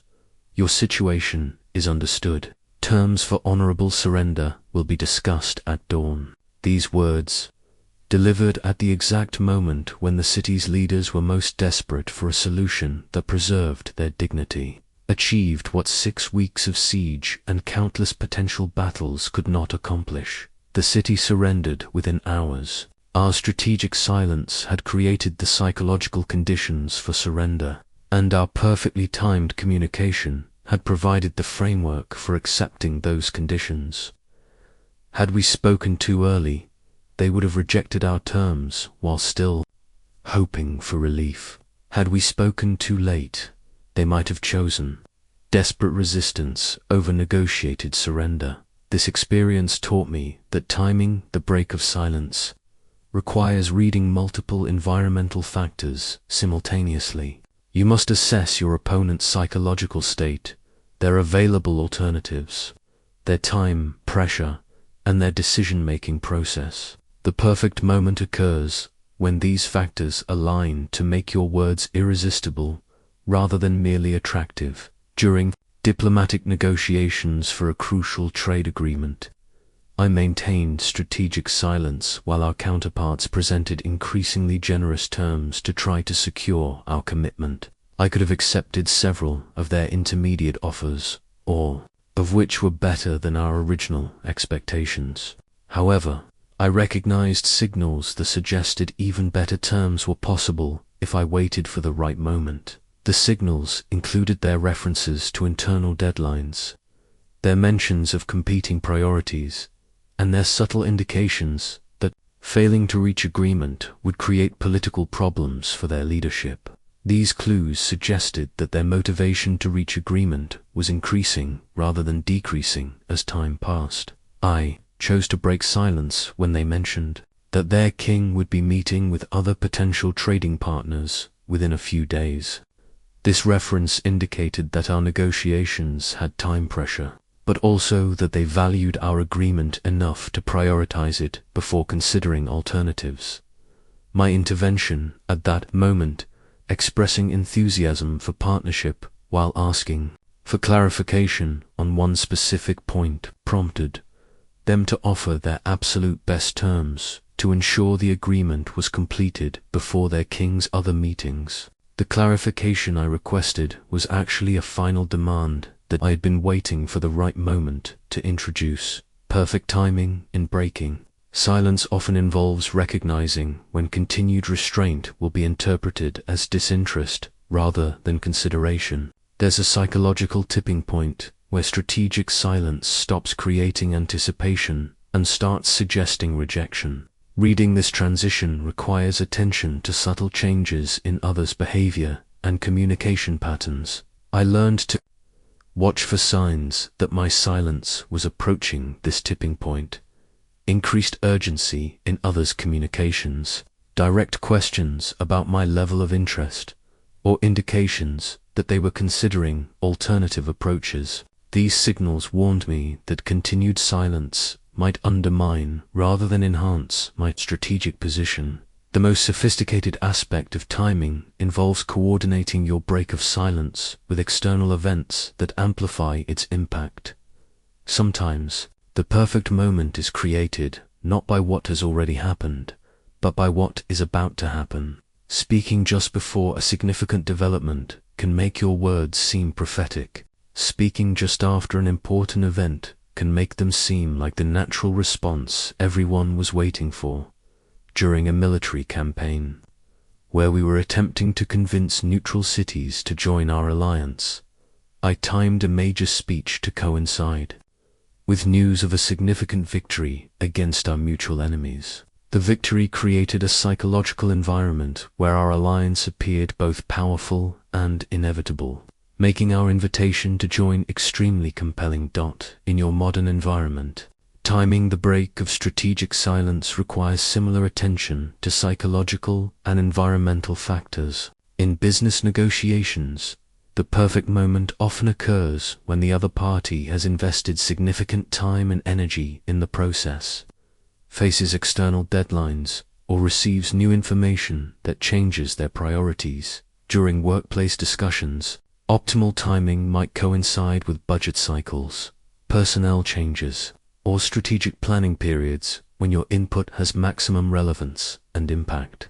In personal negotiations, perfect moments often arise when the other party faces social pressure, deadline constraints, or new developments that make your proposal particularly attractive. The perfect moment bell teaches us that strategic silence is only powerful when it culminates in perfectly timed communication. Your restraint creates the conditions for impact, but your timing determines whether that impact serves your strategic objectives. Learning to recognize and seize these perfect moments transforms silence from passive waiting into active preparation for decisive action. The invisible web of influence that I constructed throughout my career was built not on loud proclamations of loyalty or formal declarations of alliance, but on the subtle bonds that form between people who understand the value of discretion and the power of unspoken cooperation.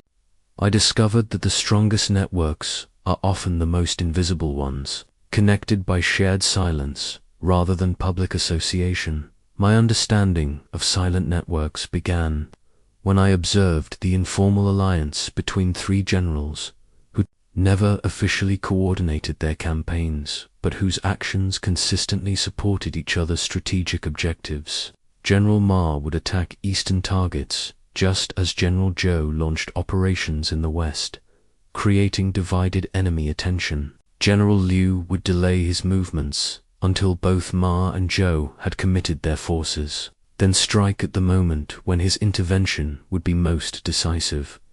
These generals rarely communicated directly, and never met in official council together. Their coordination happened through intermediaries, indirect signals, and carefully timed actions that accomplished more than any formal alliance could have achieved. Their silence about their cooperation protected them from accusations of conspiracy. While maximizing their collective effectiveness, I realized that this invisible coordination was more powerful than visible alliance because it avoided the political vulnerabilities that come with open association. When alliances are public, they invite scrutiny, interference, and counter-alliance. When alliances are silent, they remain flexible, deniable, and immune to political pressure. I began building my own invisible web by identifying individuals whose success would indirectly benefit my objectives, even when we served different masters or competed in different arenas.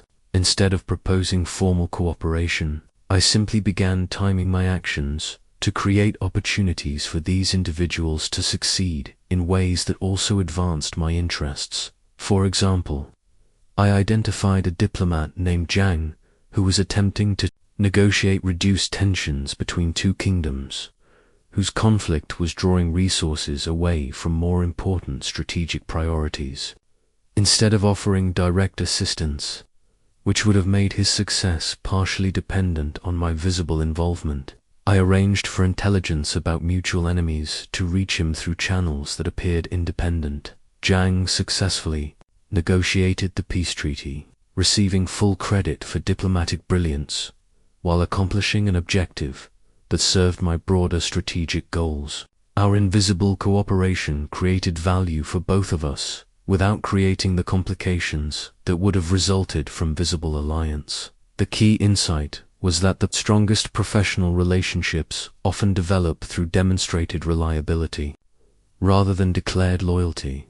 When you consistently act in ways that support someone's success without seeking public recognition, you create a bond based on practical value rather than emotional commitment. I cultivated these relationships by developing a reputation as someone who could be trusted with sensitive information, who honored confidences absolutely, and who understood that the most valuable favors are often those that allow the recipient to succeed independently rather than creating obvious debt or dependence. During a complex diplomatic crisis involving four kingdoms and competing territorial claims, I found myself serving as an unofficial conduit for information between parties who couldn't communicate directly without appearing to compromise their official positions. My role wasn't formally recognized by any of the kingdoms, but my discretion made me indispensable to resolving the crisis. Each party shared information with me that they needed their opponents to understand, but couldn't communicate directly. Without diplomatic complications, I became a silent translator, ensuring that crucial intelligence reached the right people at the right time while protecting everyone's political position. The resolution of this crisis created a network of diplomatic contacts who trusted my discretion and valued my judgment, even though none of them could publicly acknowledge our relationship. This invisible influence proved more durable and valuable than any formal diplomatic position could have provided. The network effect of strategic silence operates on the principle that influence multiplies when it's shared rather than hoarded, but only when that sharing happens through invisible channels that protect everyone involved. When you help others succeed in ways that don't require them to acknowledge your contribution, you create obligations that are more powerful than contracts. I learned to identify opportunities where my resources, information, or actions could create disproportionate value for others at minimal cost to myself. A piece of intelligence that was moderately useful to me might be extremely valuable to someone facing a specific challenge. A strategic delay in my timeline might create a crucial opportunity for someone whose success would indirectly benefit my objectives. These invisible investments created a web of relationships where my success became connected to others' interests, even when those connections weren't visible to outside observers. When I faced challenges or needed information, assistance often appeared from unexpected sources, people who remembered previous help even when that help hadn't been publicly acknowledged. The most sophisticated aspect of silent networking involves creating systems where your influence operates through multiple degrees of separation, making your impact powerful but untraceable. Instead of directly helping people who can help you, you help people who can help people who can help you. During one particularly complex military campaign, I needed intelligence about enemy troop movements, but couldn't obtain it through normal channels without revealing my strategic interests.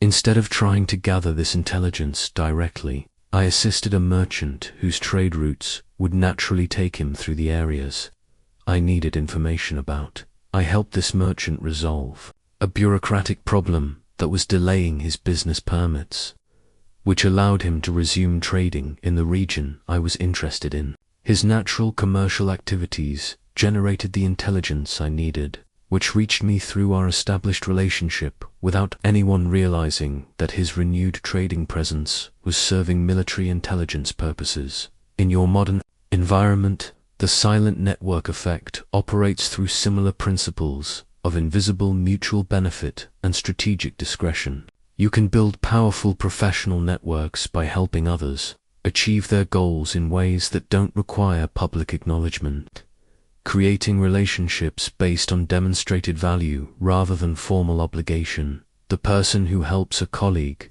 solve a technical problem without seeking credit creates a relationship based on practical reliability. The individual who shares useful industry insights without expecting immediate reciprocation builds a reputation for generous expertise.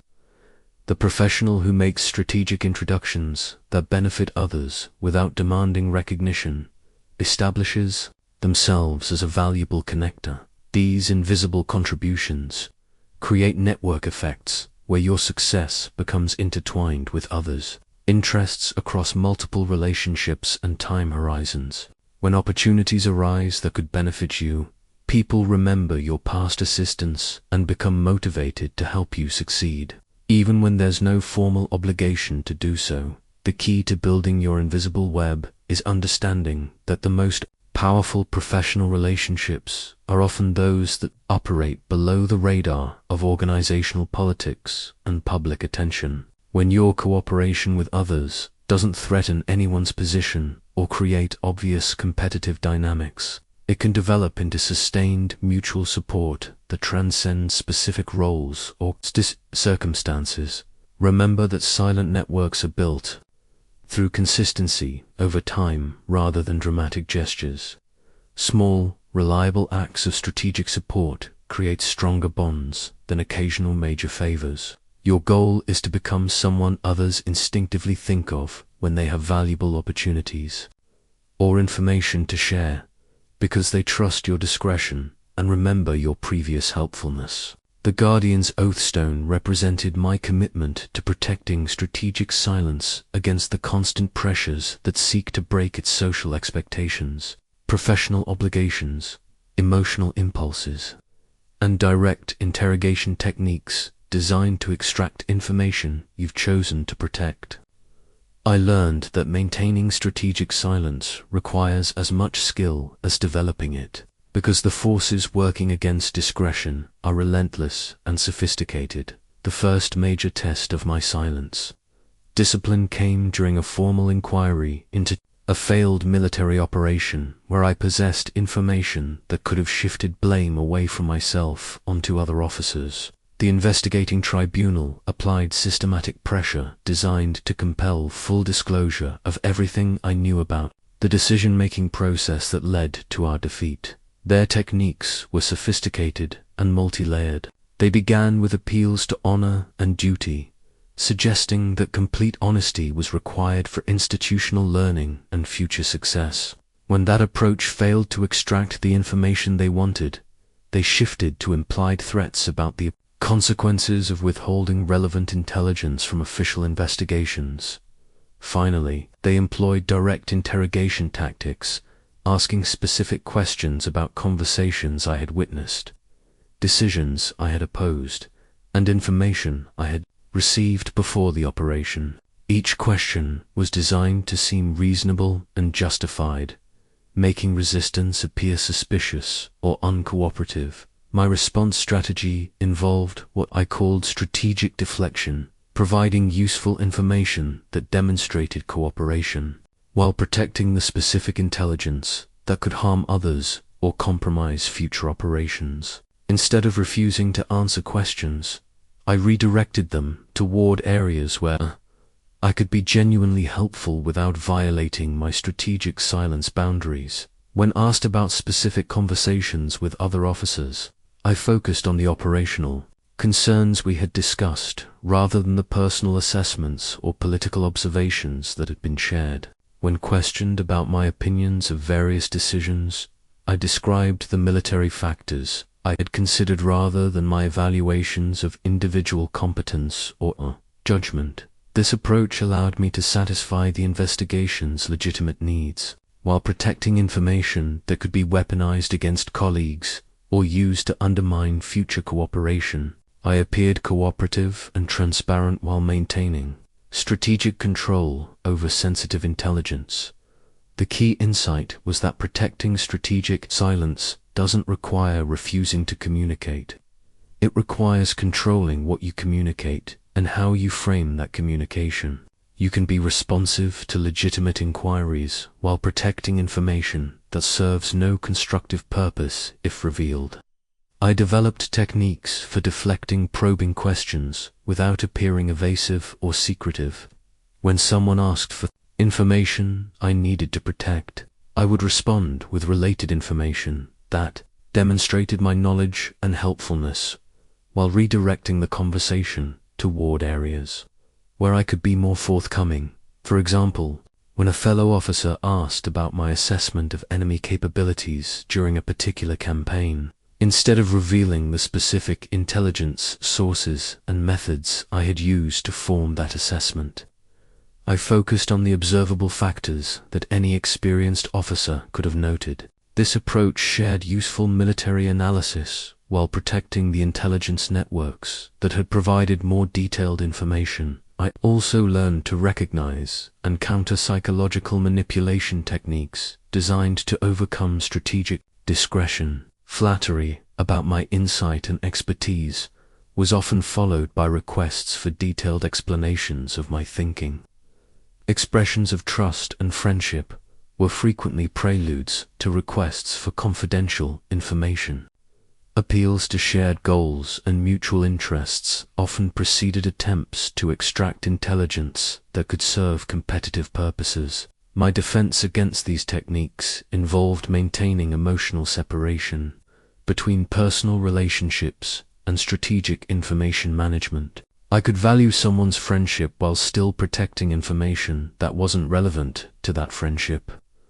I could respect someone's expertise while still maintaining appropriate boundaries around sensitive intelligence. During one particularly challenging situation, a respected colleague who had become a trusted friend asked for detailed information about intelligence sources I had developed in neutral territories. His request was framed as necessary for coordinating our operations and preventing duplication of effort. However, I recognized that sharing this information would compromise the security of sources who had risked their lives to provide intelligence, and would eliminate my exclusive access to valuable networks that provided strategic advantages.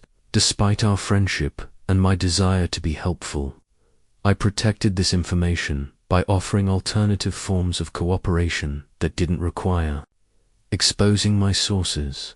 I suggested joint operations where we could benefit from my intelligence without him needing to know its origins. I offered to provide regular briefings on relevant developments without revealing how I obtained that information. One proposed coordination mechanisms that achieved its operational objectives while preserving the security of my strategic assets.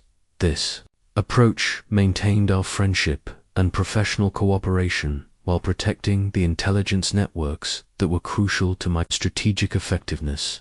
It demonstrated that strategic silence and personal relationships can coexist when you develop appropriate boundaries and alternative forms of collaboration. The most sophisticated challenges to strategic silence come from organizational or social pressures that make discretion appear antisocial, uncooperative, or suspicious. In environments that celebrate transparency and openness, strategic information control can be misinterpreted as lack of team spirit or unwillingness to contribute to collective success. Learned to frame strategic silence in terms of organizational benefits rather than personal preferences. Instead of appearing secretive about sources and methods, I emphasized my commitment to protecting the security of intelligence networks that served broader institutional interests. Instead of seeming uncooperative about strategic planning, I highlighted my focus on operational security that protected everyone's safety and effectiveness. Building a reputation as someone whose discretion can be trusted actually enhances rather than undermines your professional relationships. When people know that you protect sensitive information appropriately, they become more willing to share valuable intelligence with you. When they understand that your strategic silence serves institutional rather than personal interests, they respect your boundaries rather than resenting them. The Guardian's Oathstone teaches us that protecting strategic silence requires constant vigilance against both external pressure and internal impulses. Your discipline in maintaining appropriate boundaries ultimately serves not just your individual interests, but the broader effectiveness of any organization or relationship network that depends on strategic information control. The digital silence shield represents the most challenging evolution of strategic silence principles, as modern technology has fundamentally transformed how information travels, persists, and can be weaponized against you. In my era, careless words disappeared into the air once spoken in your era. They become permanent records that can be searched, analyzed, and used against you years after you've forgotten speaking them. If I were commanding armies today, I would consider digital communication the most dangerous battlefield of all. Every email creates evidence. Every social media post builds a profile of your thinking. Every video call potentially creates recordings that could be analyzed for intelligence about your strategies, concerns, and decision-making patterns. The permanence of digital communication amplifies every principle of strategic silence I developed through ancient warfare. When I spoke carelessly to the wrong person, the damage was limited to whoever heard those words and whoever they chose to tell. When you communicate carelessly through digital channels, you create permanent evidence that can be discovered, shared, and analyzed by anyone with access to those systems. I observe that modern professionals routinely create comprehensive intelligence dossiers about themselves through their own digital communications. They document their strategic thinking in emails, reveal their concerns through social media posts, expose their networks through online connections, and demonstrate their methods through digital work products. Your competitors don't need spies. When you voluntarily publish detailed information about your projects, your timeline, your concerns, and your capabilities across multiple digital platforms, your enemies don't need interrogation when your digital footprint reveals your decision-making patterns, your priorities, and your vulnerabilities. The speed of digital communication creates additional strategic challenges that didn't exist in my era. The natural delay between thinking and speaking provided time for consideration that could prevent strategic errors. Digital communication eliminates this protective delay. You can transmit strategic intelligence to hundreds of people instantaneously before you've fully considered the implications of that sharing. I would adapt my strategic silence principles to digital environments by treating every digital communication as if it were being recorded by enemy intelligence services, because that assumption is often literally true. Your emails can be forwarded without your knowledge, your messages can be screenshot and shared, your video calls can be recorded, and your social media activity is archived indefinitely. The solution isn't avoiding digital communication that's impossible in modern competitive environments. The solution is applying strategic silence principles to digital channels by controlling what information you share, how you frame that information, and with whom you share it across all technological platforms. For strategic email communication, I would apply the same compartmentalization principles I used for military intelligence. Different recipients would receive only the information necessary for their specific role. Sensitive details would be shared through secure channels when possible, and comprehensive strategic information would never be consolidated in a single digital message. For social media and public digital platforms, I would treat every post as if it were a diplomatic communication intended for enemy analysis. Because your public digital presence becomes a comprehensive profile that competitors can study to understand your thinking patterns, your concerns, your network relationships, and your strategic priorities. The networking capabilities of digital platforms create unprecedented opportunities for invisible intelligence gathering. In my era, learning about someone's relationships, interests, and activities required extensive human surveillance. Today, people voluntarily share this information through their digital connections, posts, and activity patterns. Your digital network reveals who you consider important enough to connect with, what topics you're interested in learning about, which events you attend, what opinions you express publicly, and how you respond to different types of challenges or opportunities. This comprehensive behavioral profile provides intelligence that ancient spies could never have obtained. I would protect against this digital surveillance by applying strategic silence to online relationship building. Your digital connections should serve strategic purposes rather than just social validation. The information you share publicly should project the image you want competitors to have of your priorities and capabilities, rather than revealing your actual strategic thinking. The search functionality of digital platforms means that your strategic communications from years ago can be instantly discovered and analyzed. Whenever you become competitively relevant to someone's interests, a casual comment about your methods, a frustrated email about challenges, or an enthusiastic post about achievements can be weaponized against you when circumstances change. Modern strategic silence requires thinking about the long-term implications of every digital communication. The insight you share today might become competitive intelligence for someone you haven't met yet. The concern you express privately might become public evidence of weakness during a future negotiation. The network relationship you document online might create vulnerabilities you haven't anticipated. The integration of artificial intelligence into digital platforms creates additional strategic challenges that would require new approaches to information control.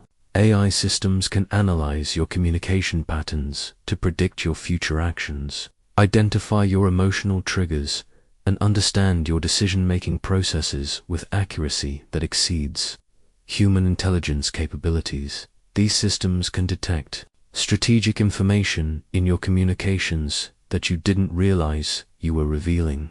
Your writing style, response timing, word choice patterns, and communication frequency all provide intelligence about your mental state, your priorities, and your strategic situation that can be used to predict and counter your future actions. I would adapt to this AI-enabled surveillance by developing digital communication practices that deliberately obscure rather than reveal strategic intelligence. This might involve varying communication patterns to prevent behavioral prediction, using language that doesn't reflect your actual emotional state, and timing digital communications strategically rather than responsively. The global reach of digital platforms means that strategic silence must account for audiences you never intended to reach and contexts you never anticipated. A comment intended for local colleagues might be analyzed by international competitors. A project update shared with your team might be studied by people planning to compete against you in different markets or timeframes. The digital silence shield teaches us that modern strategic silence requires even greater discipline than ancient warfare because the stakes are higher, the audience is larger, the permanence is absolute, and the analytical capabilities of your potential opponents are more sophisticated than any intelligence operation in human history. The invisible crown of achievement represents the ultimate mastery of strategic silence victories, won through restraint rather than aggression, influence gained through mystery rather than demonstration, and power accumulated through what others don't know rather than what they do know. I discovered that the most sustainable success often comes from achievements that are never publicly attributed, creating a legacy of effectiveness that transcends recognition. Throughout my military career, my most decisive victories were those that appeared to happen naturally rather than through obvious strategic intervention. When enemy alliances collapsed due to internal contradictions I had quietly encouraged, outside observers saw inevitable political breakdown rather than strategic manipulation. When opposing commanders made tactical errors that I had influenced through carefully planted intelligence, witnesses attributed their failures to poor judgment rather than my deception. This invisible success created a paradoxical advantage. The less credit I received for specific victories, the more my overall reputation for effectiveness grew. People began to associate my presence with successful outcomes without understanding the mechanisms that connected my involvement to positive results. This mystery made me more valuable rather than less valuable, because leaders prefer advisors whose methods seem magical rather than mechanical. I learned this principle during the campaign against the confederated armies of 6 kingdoms, where traditional military approaches would have required years of expensive warfare with uncertain outcomes. Instead of pursuing obvious military solutions, I focused on creating conditions where our enemies would defeat themselves through their own contradictions and competing interests. Over 18 months, I orchestrated a series of seemingly unrelated events that gradually destabilized the Confederation from within. Intelligence was shared selectively to create suspicion between allies. Economic opportunities were created that favored individual kingdoms over collective interests. Diplomatic communications were facilitated that revealed conflicting long-term objectives among the Confederation members. None of these interventions appeared connected to our military interests, and most weren't recognized as interventions at all. They seemed like natural developments emerging from the political and economic pressures that any large alliance faces over time. Yet each intervention was carefully designed to amplify existing tensions and contradictions within the Confederation. The result was that the Confederation dissolved through internal conflict before we ever had to face them in direct military confrontation. 6 kingdoms that could have required decades to defeat separately were neutralized as a collective threat without a single battle. Our victory appeared to be the result of political inevitability rather than strategic brilliance. This outcome taught me that the highest form of strategic success makes your enemies defeat themselves while making your victories appear inevitable rather than difficult. When people can't understand how you achieved your results, they assume you possess advantages that can't be easily copied or countered. The invisible crown effect creates sustainable competitive advantages because it's based on capabilities that others can't identify or replicate. When your success comes from obvious methods, competitors can study and copy those methods. When your success appears mysterious, competitors waste energy trying to understand non-existent secrets while missing the simple principles that actually drive your effectiveness. I applied this approach to individual career advancement by focusing on creating value in ways that were more felt than seen. Instead of seeking high-visibility projects that would showcase my capabilities, I focused on solving problems that made other people's high-visibility projects more successful. Instead of competing for public recognition, I concentrated on becoming indispensable to those who did receive public recognition. This strategy required patience and confidence that long-term influence was more valuable than immediate credit. When my strategic advice enabled other commanders to achieve notable victories, I gained their trust and dependence without attracting the attention that comes with public success. When my intelligence networks provided information that prevented disasters, the absence of problems was more valuable than the presence of praise. The cumulative effect was that influential people throughout the military and political establishment began seeking my involvement in their most important initiatives, not because they understood my methods, but because they associated my participation with successful outcomes. This invisible influence became more powerful than visible authority because it operated across multiple relationships and hierarchies. Simultaneously, I discovered that people who achieve silent victories develop a kind of gravitational effect, are drawn to work with them without fully understanding why. This attraction isn't based on charisma or communication skills, but on the subconscious recognition that proximity to certain individuals increases the probability of success. Building this gravitational effect requires consistent demonstration of strategic value without requiring credit or recognition for that value. When you repeatedly help others succeed in ways that don't diminish their achievement, you create relationship dynamics where your involvement becomes highly sought after. The key insight is that sustainable influence often comes from making others successful rather than making yourself visible.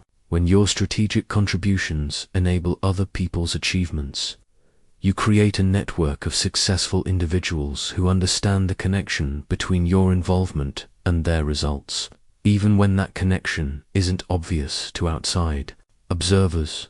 During complex diplomatic negotiations between multiple kingdoms, I served as an unofficial facilitator who helped various parties find common ground, without appearing to favor any particular outcome.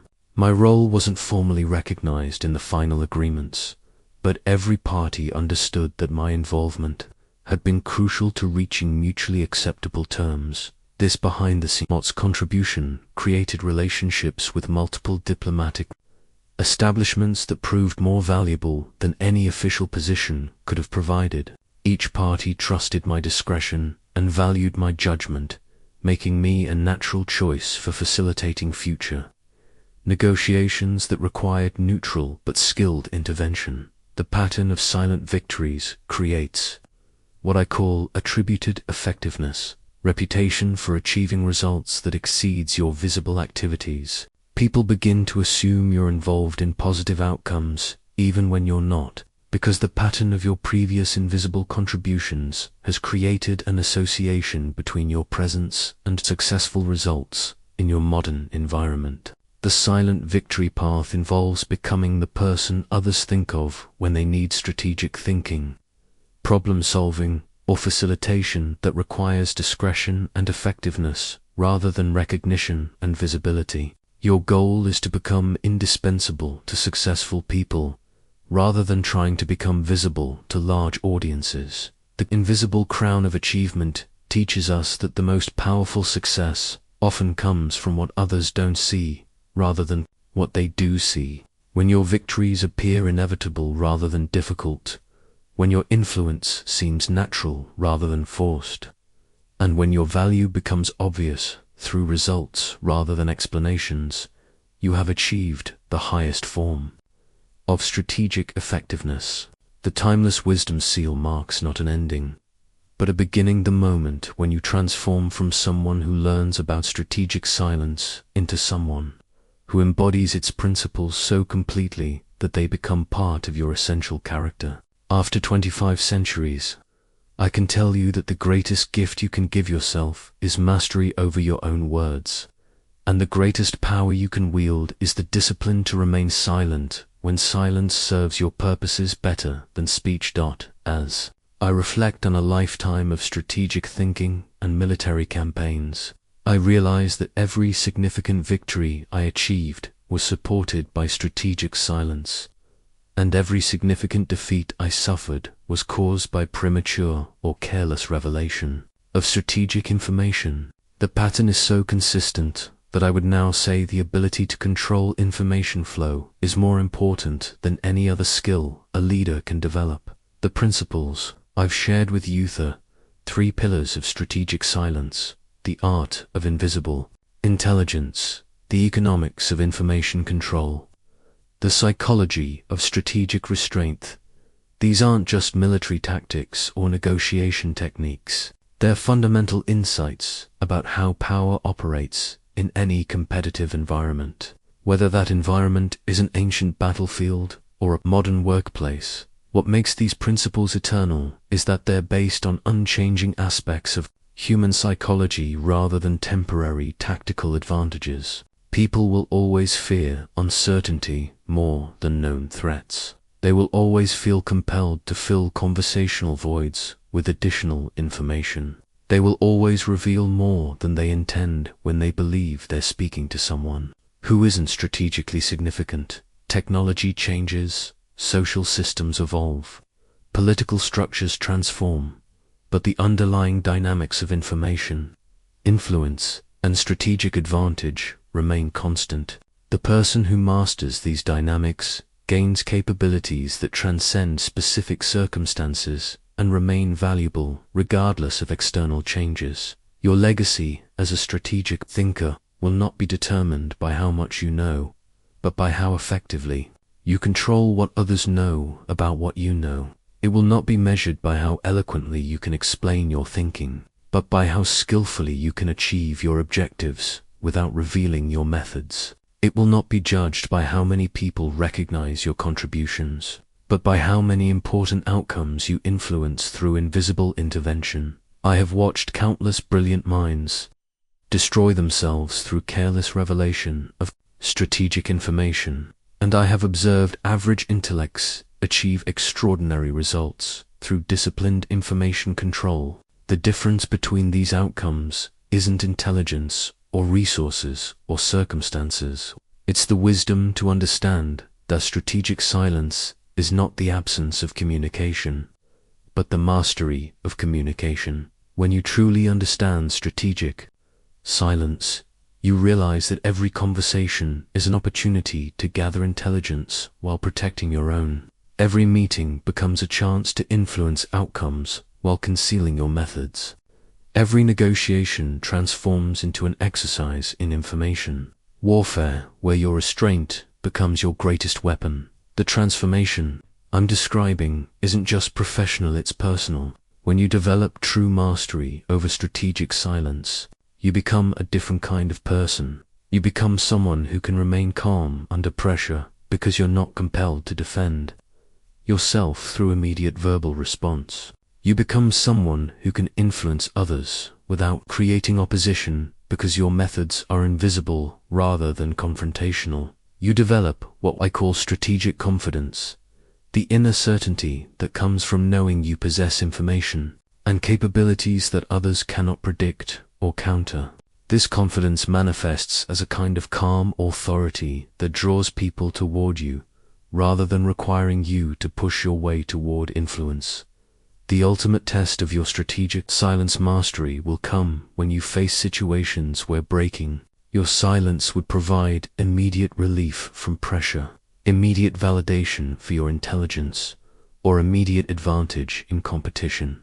Your ability to maintain strategic restraint in these moments, when every instinct urges you to speak, will determine whether you've truly internalized these principles or merely understood them intellectually. I want you to understand that strategic silence is not about being secretive, antisocial, or manipulative. It's about being purposeful in your communication, strategic in your information sharing, and disciplined in your pursuit of long-term advantage rather than short-term satisfaction.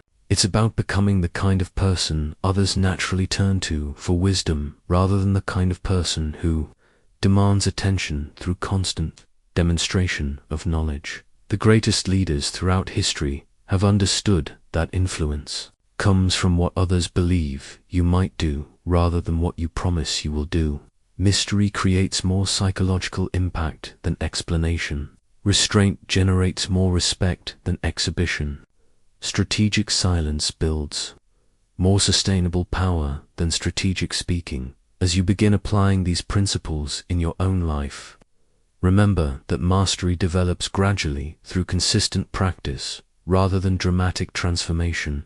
Start by observing your own patterns of information sharing. Notice when you speak to satisfy emotional needs rather than strategic objectives. Practice staying silent in situations where your natural impulse is to explain, defend, or impress. Build your reputation as someone who can be trusted with sensitive information by demonstrating absolute discretion with the confidences others share with you. Develop your skills in gathering intelligence through strategic listening rather than direct questioning. Learn to recognize when others are revealing more than they intend through their attempts to fill conversational silence. Most importantly, understand that strategic silence is a practice that deepens over time rather than a technique that you master once. Each competitive situation will test your discipline differently. Each relationship will require different applications of these principles. Each challenge will reveal new aspects of information control that you hadn't previously considered. The timeless wisdom seal represents your commitment to lifelong development of strategic silence capabilities. It acknowledges that true mastery is never complete, but that the journey toward mastery creates competitive advantages that compound over time. My final words to you are these. In a world that celebrates noise, become comfortable with strategic quiet. In an environment that rewards immediate response, develop the discipline of calculated delay. In a culture that values transparency, master the art of purposeful opacity. The person who controls information in competitive environments controls outcomes, and the person who controls outcomes shapes the future according to their vision rather than accepting the future that others create for them. This is my gift to you across 25 centuries. The understanding that your greatest weapon costs nothing, requires no permission, and becomes more powerful the more quietly you wield it. Master the art of strategic silence, and you master the art of